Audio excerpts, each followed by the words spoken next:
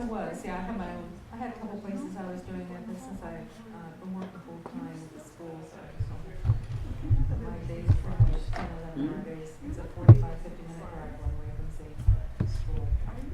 So, and then 8 or 10 hours, so.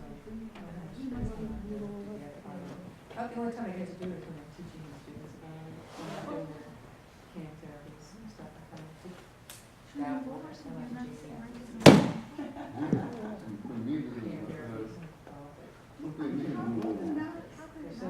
Somebody else. There's nobody else here. Well, it's a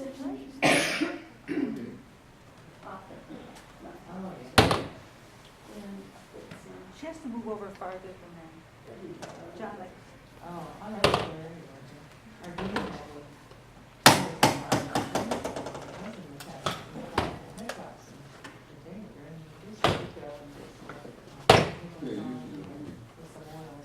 about 20 minutes.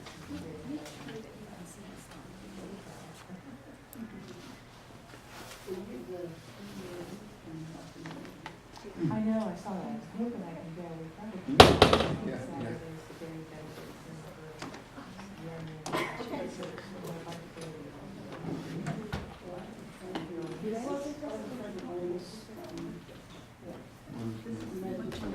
Oh, yeah, so where is it? Huh? What do you think, Josh? Are they good? Okay. I didn't know you did reads. All right, well, we're ready to start.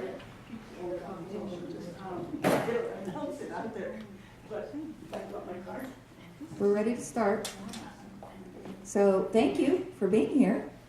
And we're going to talk about Feng Shui for medical clinics. I'm going to present a case study. This is a building that I've been working on, and it's here in Powell, Ohio. So a little bit of background about me, in case you don't know me, and I see some new faces. My background is in risk management, disaster recovery. I worked at Bank One, and I was in charge of their IT. So in our heyday, 65,000 workstations, 2,500 servers, and all of the people associated with that. My last event at Bank One was the New York terrorist attack. I ran one of the command centers for that. And that's how I approach Feng Shui. I approach Feng Shui as risk management. A lot of people, when they think of Feng Shui, they think about decorating. And really, it starts with the land, man's impact, which are the buildings, roads, and bridges on the land, and then the people in the space. So you'll see, as part of this presentation tonight, the decorating part is way down the road. It's actually figuring out the energy of the building that helps us to figure out how successful a business practitioner, physician is going to be in that space. I am not only the first, but at this moment, still the only Feng Shui master to have been invited to speak at a medical convention. I spoke at the American Association for Physicians of Indian Origin a couple years ago, and I was very honored to speak at that. And I also did the first Feng Shui designed office building in the United States, the first Feng Shui designed Center for Integrative Medicine, and I've done multiple medical clinics, which is one of the presentations for tonight. What we're going to cover tonight is really the history of the old location to the new location, why this client decided to move. We'll look at the original design, then we will look at the modified design, and then ultimately what this is about is results. It's cause and effect. When a client does something to their space for Feng Shui, there should be a residual after effect of that. And so I'm going to discuss with you not only what the goals were of the client, but ultimately what he and his staff achieved. I want to make the distinction with Feng Shui. There are different forms of Feng Shui. What is written mostly in the United States is the Western form of Feng Shui, and that's where they use the Bagua, and they've got a wealth corner and a relationship corner. And that is a very, very simplistic form of Feng Shui.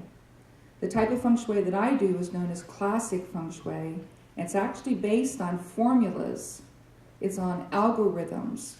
We figure out the energy of a space and then make a diagnosis of that, and it's the treatment plan, the remedy plan that achieves the results.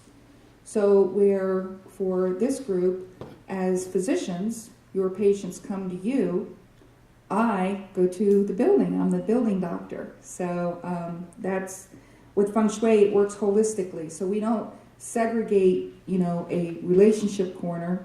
We look at everything holistically, and I'll talk more about that.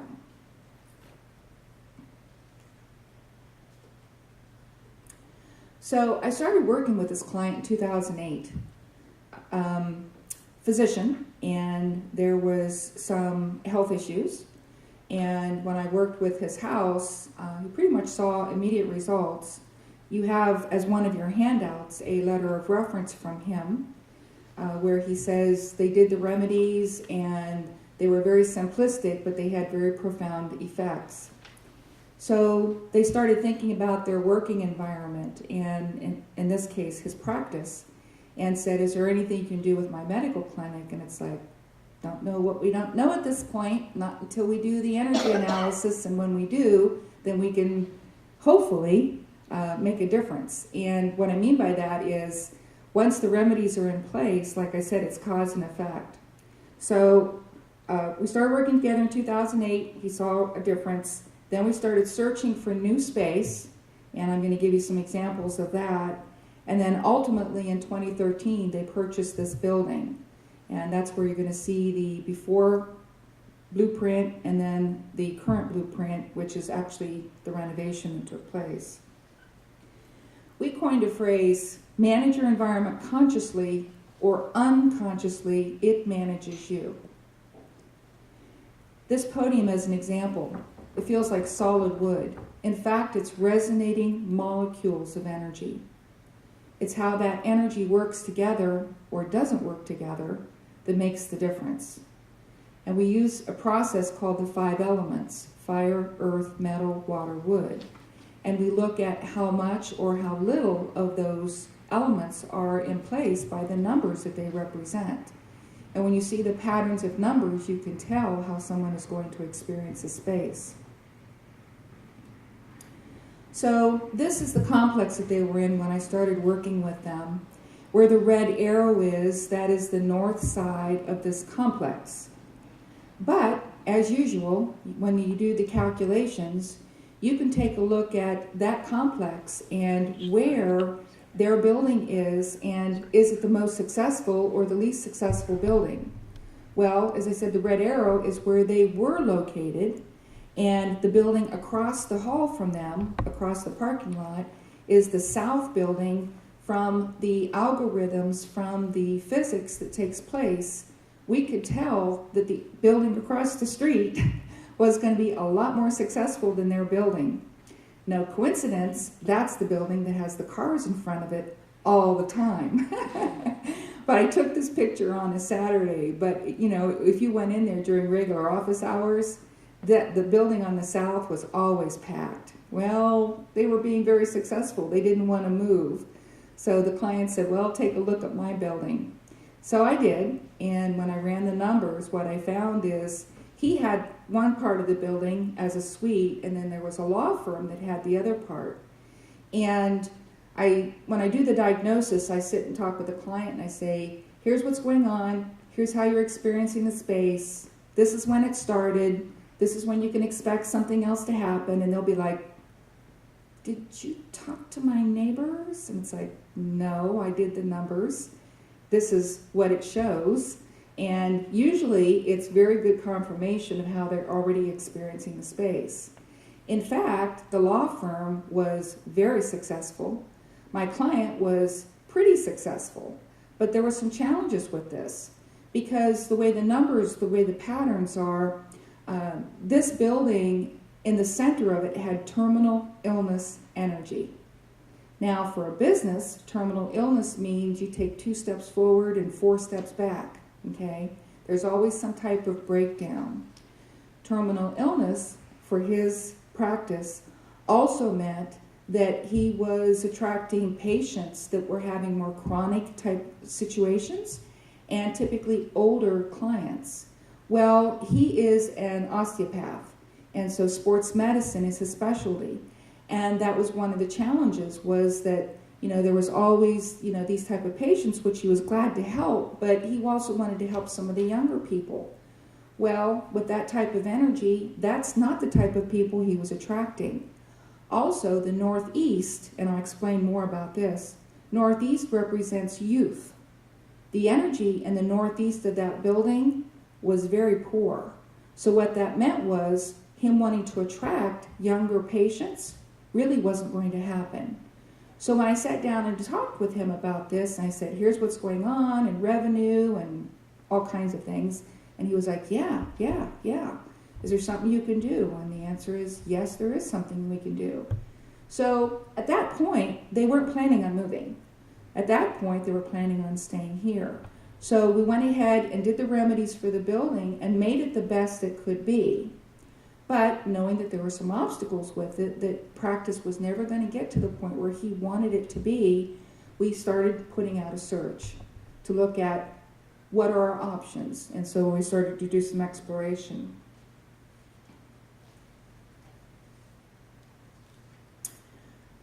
This is the site at Hard Road and Sawmill. And there's an athletic center there, but there is a vacant lot. You can see where the red lines are there. So we looked at that location because we thought that would be fantastic for him to move there. And that was really the momentum that we were taking on. But with zoning and taxes and a lot of things, it really turned out to be cost prohibitive. But this was one of the areas that we looked at. We also looked at other existing structures. I love it when we build something from the ground up, because really Feng Shui is a master planning tool. It affects every aspect of the build process. So if you've been down to Sawmill and 161, the new Tansky Toyota showroom, that's one of the Feng Shui projects that I worked on. And when you can build something from the ground up, it really is magical, the influence that you can have. The reality is about 80% of the buildings are existing structures. So we did look at existing structures. The thing is, they were either very similar to the energy that he was in. Well, we weren't going to, through the cost of a move, and have the same results. What's the definition of insanity? Doing the same thing and expecting different results. So that we weren't really finding what we were looking for. So here's information about the original design. We're going to talk about the history of the site. Did the building support a medical practice? Because buildings can support different types of businesses or not support different types of businesses. Was there geopathic stress? We'll talk more about that. And did the building support the physician who wanted to buy it? So again, risk management is how I approach Feng Shui. People normally don't hire me because everything's hunky-dory. They hire me because they want some type of a change. Usually that manifests in some type of improvement that they're seeking. So when I met with the doctor and his staff, their goals were, actually I'm going to talk about their goals in just a minute. This building became available because of a bankruptcy. First red flag. When you think about the history of a site, if there was bankruptcy, divorce, murder, suicide, anything that's traumatic or violent, that's an indication there's some energy there that needs to be remedied. Does that make sense? So they were able to buy this building because of a bankruptcy. So that was my first red flag. As it sat, without any Feng Shui, this building did not support a medical practice. You can tell by the formulas, by the algorithms, buildings that will support different types of businesses and different types of functions. This one was not conducive to medical practice. There was also geopathic stress on the north and northwest of this building. Now, geopathic stress, When you think of an earthquake happening on this side of the globe, there's a reverberation over here. The ground is always shifting and fluctuating. So what happens is there's energies that build up underneath the ground that eventually, as the dirt starts to loosen, that energy starts to come up. We use a process called earth acupuncture, and it's just what it sounds like. We take rods of rebar, we drive them into the ground where they need to be, just like acupuncture pins, and then that releases that energy. So this building had geopathic stress around it. Geopathic stress, when people live or work on or near it, they can be aggravated, they can have problems with sleep, with behavior, they can become ill. This being a healing center, we needed to remedy that, so we did. Rhonda and I went and drilled some pins into the ground over there. So there were some things that the building didn't support, and so we used the M&M approach. M&M stands for minimize risk, maximize results. So I needed to get to work. This is the building, and so you can see there were 2 entrances, and they ended up buying the entire building. They saw a building actually in the same complex that is also a medical practice, and they went in there and they really liked the way it was designed from a space planning perspective.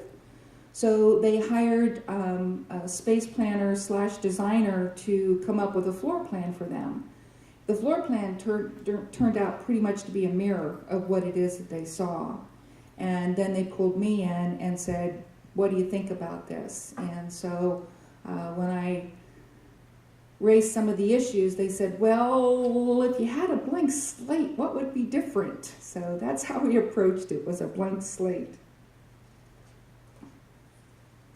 That's why I say that this is a master planning program, because if Feng Shui had been involved from the very get-go, we may or may not have bought that building, but the floor plan would have been drawn up the first time, and they wouldn't have to have gone through different CAD drawings. And as you know, every change to a blueprint or a floor plan is a change order, which costs money and so forth.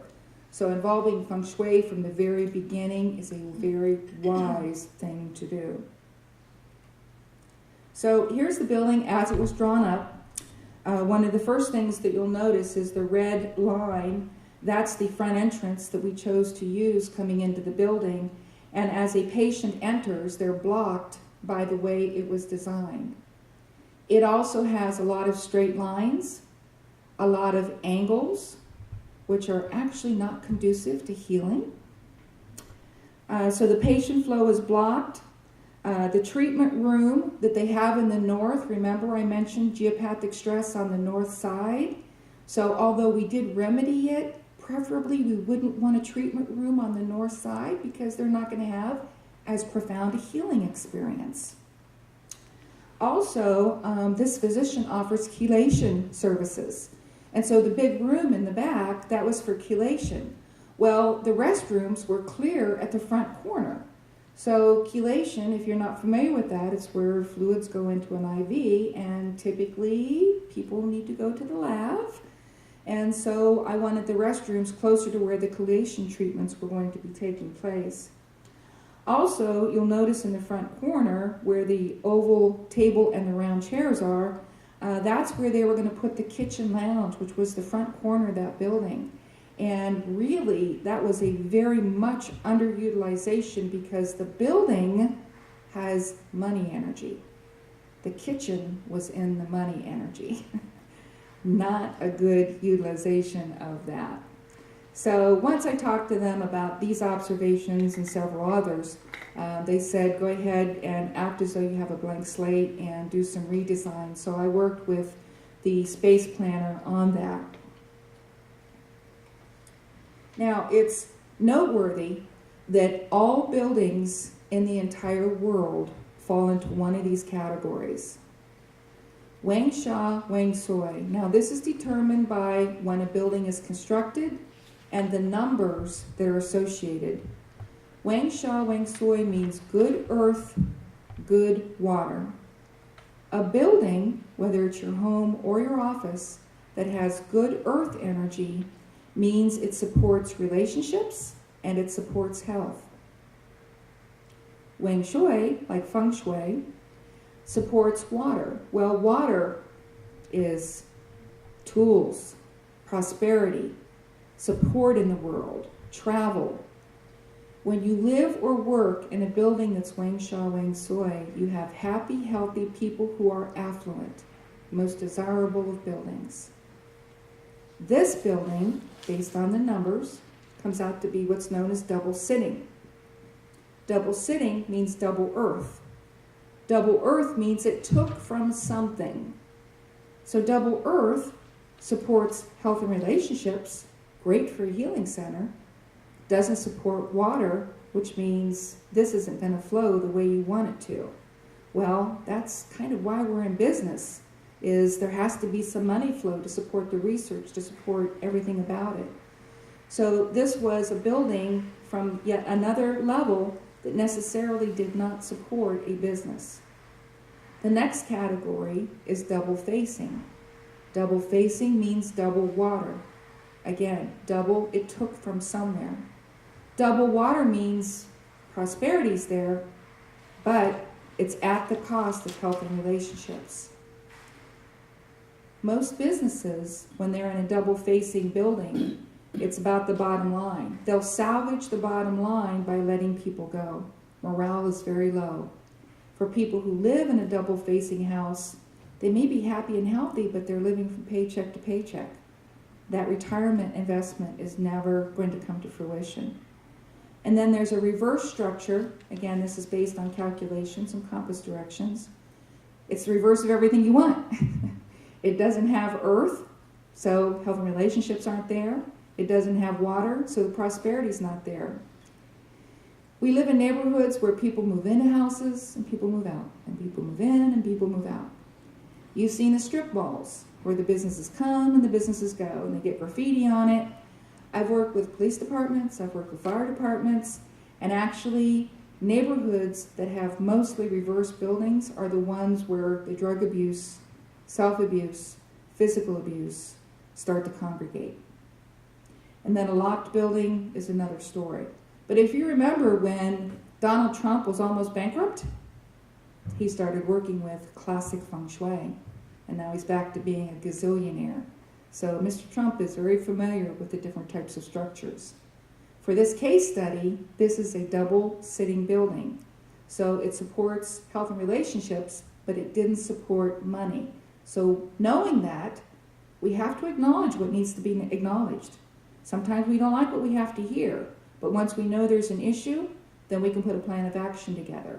And that's what we did. We started concentrating on other ways to bring in that energy. Every direction of the compass being one of the primary tools, represents different hierarchies of management, different family members, different body parts, and different functions of life. That's how, when you do an analysis of a building, you can tell who's going to succeed, who's going to be challenged, how the health issues will manifest. As a matter of fact, when Ohio State University asked me to take a look at their building that they were considering for the Center for Integrative Medicine, and I went and ran the numbers, and when I did, I sat down with the board and I said, if you move into this building, this is what's going to happen. And they're like, well, how could you know that? Did you do research on this building? I said, no, I ran the numbers on it, and the description that I was giving them is precisely what happened. The family business that built that building had such a rift, they still don't talk to each other. So OSU wanted to move into that building. So we did Feng Shui, and that building has been very successful. The practice has been very successful in there. You know, we're very intelligent beings. Today we're very educated consumers. We've got the computer. We've got the internet. When we know there's an issue, we go out and we research it, and we try to find what the answers are. So the builders, the architects, the developers are doing a fantastic job, but Feng Shui is the rest of the story. It's the energy that is sealed into a building when the roof goes on. Without knowing what the energy is, you might as well just take a dart and throw it at a dartboard and hope you're going to get good results. So I mentioned the Tansky Project. That's a LEAD program, which is Leadership in Environmental Energy and Design. A lot of people think that LEAD already covers Feng Shui. It in fact doesn't. It really deals with the brick and mortar and VOCs and the carpeting and the other things. So Feng Shui is the energy. It's how we're going to experience the space. Why this chart is important is because the compass being one of the major tools, if you think of every direction, northwest, north, northeast, east, and you go around the compass, think of it as though every direction speaks a different language. How challenging would it be for you to try to describe somebody, their diagnosis plan, their treatment plan, when they don't speak your language? That's what Feng Shui brings to the table. Each direction speaks a different language. And Feng Shui brings some commonality to it. Let's say it starts off with music. Everybody understands music. So it gets that common ground, and then people say, hey, I can see you like what I like, and we have some of the same struggles. Well, you're more inclined to learn the language. That's why Feng Shui works holistically. We don't segregate or isolate a relationship corner. We take a look at the Northwest. Well, the Northwest is the head male. Northwest is the management of the business. If there's negative energy in the Northwest, that business isn't going to do as well without Feng Shui. Southwest is the head female. So where there's female partnerships, where there's female management, is it supported or is it not supported? Now, earlier I mentioned the Northeast, because the Northeast represents youth, male and female. So if the Northeast doesn't have good energy, that business is not going to have young people coming in to apply for jobs, young people coming in as interns, young people coming in as patients. Well, you need that turnover in order for there to be a future for the business. Does that make sense? Okay. You can tell my age if you remember Paul Harvey. Feng Shui is the rest of the story. So here's the modified plan. We're minimizing the negative energy. The reality is every building has energy that needs to be dealt with. There is no perfect building. You can't even build a perfect building. From a risk management perspective, we go through and we look at what the risk factors are, and we focus on the high priorities. Some of it is not negotiable, and lots of it is negotiable. I've never ever worked on a project where there wasn't some negotiation, that the client wanted something specific or the builder needed something, and it always works out. Ultimately, the design was about improving patient flow and having the building's money energy and the doctor's personal money energy activated, because remember, this is a double ceiling building. It doesn't necessarily support financial flow. So we needed to look at those areas. One of the first things that we did, because there was two sides to the building, you saw two entrances. There was one entrance that had the address 10206 and another entrance that had an address of 10208.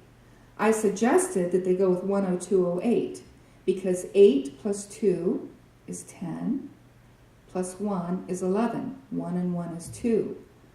Most people don't want to be in a 2 building because 2 represents sickness. On the other hand, for a physician, for medical practice, that works really well because you're the healer. You're the healer of the sick. You're the leader of the sick. So in this case, that was one of the ways that we were able to start to change the vibrational energy of that space. Excuse me. So here's the resulting floor plan. You'll see the red arrow comes in, patients come right in, and they can go straight past the restrooms now to the collation area. You'll see where the green star is. That is where the building's money energy is. It's also where the doctor's personal money energy is. So we moved his suites, his treatment rooms down into that space. There's no color. There's no color. Aw, sorry about that.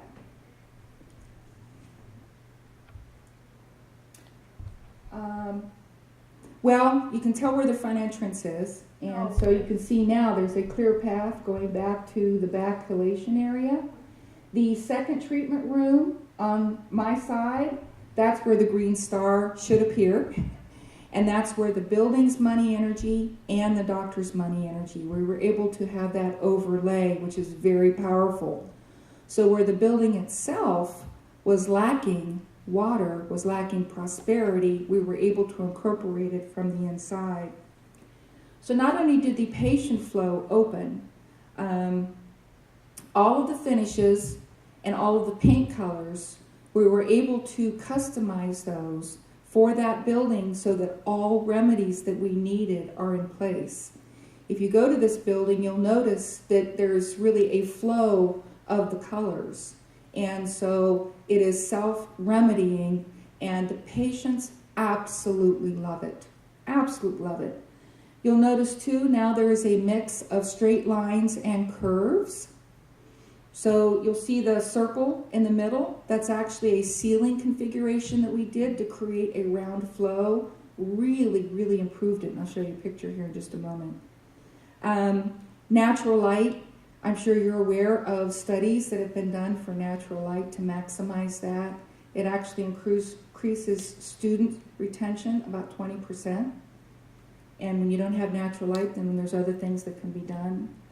We also did a team building workshop for all of the staff to help them to understand what we designed, why it was designed that way, and more importantly, what the remedies were so that they didn't unwittingly undermine it. And I have an example of that where I worked in a medical clinic during the Feng Shui, and we had the whole space done according to Feng Shui. They were doing fantastic. They were booked all the time. Well, a new physician came in, and she decided she wanted her room blue, which wasn't the color that we were using. So she and her husband came in over the weekend. Nice of them to do that on their own. But literally that Monday, the practitioners were coming over and saying, by her doing that, it changed the energy of the space. I'm like, is that a rhetorical question? Because they have all kinds of cancellations. So, and it wasn't her fault. She didn't know about the Feng Shui. And so we went to her and we said, you know, we had a Feng Shui plan here. It was being very successful. You know, if you don't mind, let's do a cause and effect. Let's do a case study. If we could all come together and repaint the room back to where it was, and if bookings go back up next week and everybody's happy, we can leave it that way. Well, that's exactly what happened. The other thing, when we did the team building, I tried to educate the staff in regards to the terminology that they were using, because they kept talking about the waiting room. And I said, do you know what that implies? That people show up and wait. Let's call it a reception room. And you know what? People normally aren't in there more than 10 minutes. When it was a waiting room, they could wait for hours. No joke. So when we think about environments, there's the environment of the mind, the body, the spirit, what we speak, the intentions we put into the world. So even in our speaking, we can set the tone for the energy. Make sense? Now, I hope clients like it. And I don't just do Feng Shui. I mean, I've got years and years and years of corporate experience, so they get whatever I've got. So I even advise them on pricing and all kinds of things. So people have had a lot of fun with that. So here's what it looks like. And you can see there how the ceiling has the rounded effect. Really changes when you walk in there versus just high ceilings, all square angles. I mean, people really do love it. Now, it's a healing center versus a recovery center. Let me talk about his goals. When I meet with a client, I always say, what are your goals to have Feng Shui? Well, I want to be happier. Well, what does that look like? I want to be healthier. Okay, what does that look like? So we really break it down so that we have true benchmarks to measure success. His goals when we started this process was the types of cases that he was getting. Instead of it being chronic, he wanted to get back into sports med. He wanted to have fun with that. He wanted to reduce his caseload and schedule while maintaining profitability. He now takes time off every week. He's coaching his kids' teams. He just got back from spring break. He took the girls to California. You know, there was a time when he couldn't do any of that. So that's being accomplished. Types of cases are being accomplished. And his goal was to manifest another profitable venture that isn't labor intensive. Now, since moving into the space, he has hired an acupuncturist, a nurse practitioner, and additional staff. So the workload, the caseload, is definitely distributed now. And it's not all on him to bring in the patients and make it work. I mean, now it's much more collaborative. He's very, very happy. I just saw him a couple weeks ago, and he's like, I love it here. Physicians, practitioners, and staff are happier, more productive, and patients love it. There's nothing like a real testimony. I was in the reception area when a couple of the patients come up and was talking to Doc, and they were like, oh, we love it here, and I never would have thought of putting these colors together. And, you know, it's just such a nice compliment to actually hear that live from someone. And ultimately, it's about increased revenue. So, accomplished, accomplished, accomplished, and accomplished. Now, as I said, risk management. When you do the analysis of a building, you can tell its past, present, and future potential. So, as I mentioned at the very get-go, you can tell whether a building is going to support a business, and if it's not, identify the risk factors to help it resonate so that it will. And that of people in the space. So think about it in regards to medical clinics. What if surgeons were operating in an area that supported their energy, the surgeons and nurses, so that they were happy, healthy, vibrant, for long surgeries, not as tired? Wouldn't that make a difference? What if recovery centers, the patients woke up with more vitality, really, truly healing in that space? There was actually a program recently on television that talked about how there's an exodus out of the United States to other countries because other countries are utilizing Feng Shui, and their centers are designed from the ground up, from the moment the ground breaks, with healing in mind, and the energy is managed from that process. What if we did more of that here? Wouldn't that be fantastic? That's my goal. I want to change the world, by gosh. So, I'm here for you, and I want to open it up for questions. What did you learn today, and how will you apply it? Knowledge means nothing if it's not put into action. What are some ideas that you have?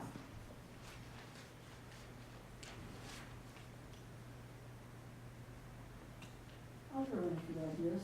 By looking at the chart that has the head, eldest, that chart there with male and female, it shows us that when we go back to our own place, if we in fact know where the southwest corner is in our house, and if it's all cluttered up and messy, we want to clean it up because of the fact that we won't have good energy going through that. And most of us here are women, not all of us. But that was very interesting, very informative.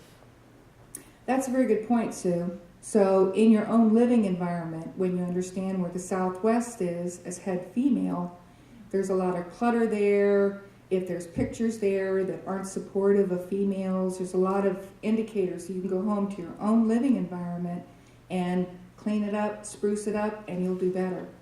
Southwest, as an example, not only does it represent the head female, it represents really everything from here to here.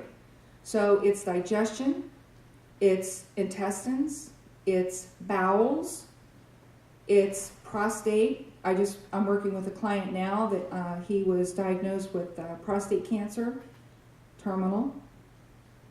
We did his house. Within 3 months, his PSA levels were undetectable, so he's in remission. So that's why I say Southwest, Northwest, when you understand it's different family members, you honor that. When you understand what the different body parts are, then you have more power in helping the patients as well. So thank you for that comment. I have another comment, if no one else has one. Listening to you talk, because you've indicated that water represents prosperity, if in fact in the house there is no water source, what do? Do you do with fountains? Do you do with paintings, or what would you recommend? When the analysis is complete and you know that you need a water remedy, the thing is, there is a belief system out there that says you should have a water fountain at your front door. And again, that's a generic belief. But when water is called for, you can use a water fountain. You can use the colors blue and black. You can also use wavy patterns. So maybe artwork that has wavy patterns in it. I've had people that use maybe a black wrought iron table with a glass insert. That all counts as water. So there's the true element, water being water, falling water, moving water, water fountain. And then there's a substitution chart as well, where you can use colors, shapes, and objects. Thanks for the question. Yes? If you're a small business or completely redoing your building is maybe cost prohibitive, are there things you can do that are smaller things, not completely tearing everything out, that would benefit those functions? There is. Now, there's a two-part question to that. So the question is, if you have a business and maybe the business is a small section of a larger conglomerate building, is that what I'm hearing? Is there something that can be done? Yeah. First of all, it's very important to do the diagnosis of the entire building to understand precisely the energy that you're dealing with in your suite, okay? Once we've identified what that is, then yes, there are remedies that can be put into place. What a lot of people have done, though, is because we look at the entire building anyway, is I go ahead and diagnose all of it. And then I've had clients that they may be a small piece of the puzzle, but they'll talk to others, and then the others will say, wow, you've already paid for it. Sure, I'll do something in my space. And guess what? Everybody benefits. We're doing a center right now that's the case. Does that answer your question? Okay, awesome. Thank you. Diane, when you do an evaluation then of the past of the site that a building is built on, do you go back to the archives or the records department to see what happened there before then? Absolutely. Okay, so you have to see what the history and who the previous owners were. If it's an ancient Indian burial ground underneath or something like that, I guess is what I'm getting. Not that far. Okay. So we do go out to the auditor site, and we'll see what the auditor site says, because we're looking for the original construction date. Usually if it's on an Indian burial ground or there's other variables, I pick up on that when I'm there. In addition to being a Feng Shui master and having a very strong corporate background, I'm also an intuitive. So I have been on location to where some pretty strange things have happened. And actually you've got a schedule of classes in front of you as one of your handouts. One of the classes is on earth acupuncture. And that is a very interesting case that we'll be offering that gets into that type of discussion. So part of it is intuitive then on your part, not strictly the auditor's report, or a lot of it is just an intuitive.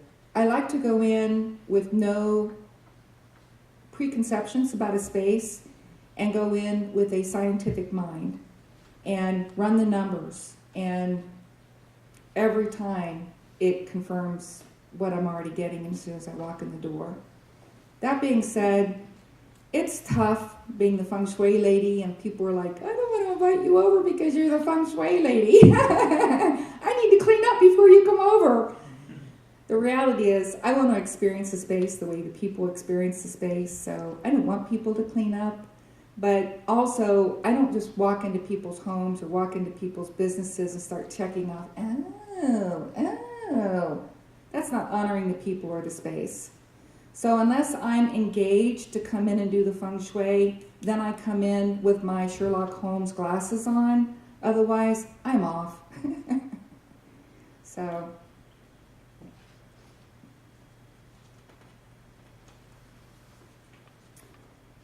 So you have a packet of handouts in front of you. You have a reference letter from the client that we're presenting the case study today. There's a handout there that talks about personal strategy sessions, which we offer for the energy of 2015, for career advice, and also for relationships. You have the workshop schedule. We're offering at least a monthly workshop on various topics. There's another case study that we'll be presenting on wellness centers in a couple months. You have a case study for Heine Environmental, which is one of the businesses that we did, and also the letter of recommendation that resulted out of that. The letter of recommendation shows that in July they were $500,000 ahead of their yearly sales goal, and they said Feng Shui was definitely a contributing factor. And you have a flyer that talks about the medical center. It says get results. That's actually at their site right now. Also, we have a YouTube video. If you go out to YouTube and search Diana Garber, there's a video out there free called The Energy of 2015. I encourage you to watch that. It talks about all the things you're seeing on the news now. It's talking about the weather, unfortunately the airplane tragedies, and lots of other things. So, because with running the numbers, you can tell the energy of the years and how people are going to experience it. And in the video, we also give tips for homes and businesses, but they're very high-level tips. If you aren't already receiving our newsletter, you'll want to. And if you didn't sign in when you came, I would appreciate if you do sign in for us. And I love that. Oops. I love this. It says, resurrection is the art of emerging from what you are into what you're going to be in the future. So thank you for attending. I hope that you enjoyed it. There is a survey form with your packet. We would greatly appreciate you filling out the survey form. If you do want a certificate of attendance today, we have to have a survey on file for you to show that you actually attended. Thank you very much.